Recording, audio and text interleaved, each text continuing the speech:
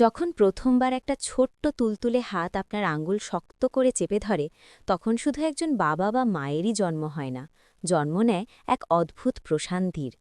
আমাদের সমাজে এখনও অনেকেই হয়তো অবচেতনভাবে ভাবেন, মেয়ে হলো মানে সংসারের খরচ বাড়ল, পড়াশোনা, বিয়ে, কত কি। কিন্তু সৃষ্টিকর্তার হিসাবটা একেবারেই অন্যরকম। যাদের ঘরে কন্যা সন্তান আছে তারা একটু মিলিয়ে দেখবেন, মেয়ে পৃথিবীতে আসার পর জীবনে এমন কিছু দরজা খুলে যায় যা আগে হয়তো ভাবাও যায়নি। হঠাৎ করেই যেন ব্যবসায় উন্নতি, চাকরিতে প্রমোশন কিংবা আটকে থাকা কোনো সুযোগ মিলে যাওয়া, এসব খুব সাধারণ ঘটনা হয়ে দাঁড়ায়। এই যে চারপাশের সমীকরণগুলো হঠাৎ করে আপনার পক্ষে কাজ করতে শুরু করে, এটাই হলো সেই রিজিকের হিসাব বদলে যাওয়া। ইসলামিক দৃষ্টিকোণ থেকে কন্যা সন্তানকে বলা হয় রহমত বা আশীর্বাদ। আর যেখানে সরাসরি সৃষ্টিকর্তার রহমত থাকে সেখানে অভাব বা দুশ্চিন্তার কোনো জায়গা থাকতে পারে না।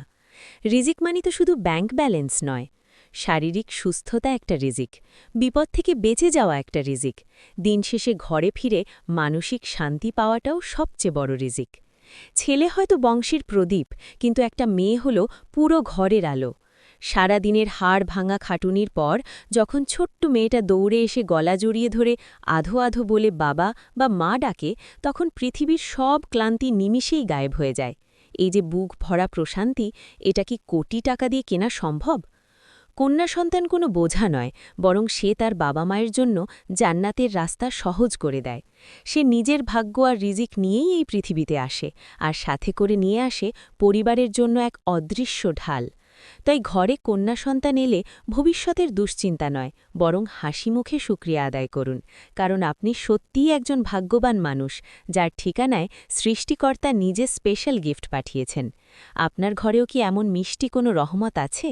থাকলে তার জন্য কমেন্টে একটা সুন্দর দোয়া লিখে যেতে পারেন। হার্ট।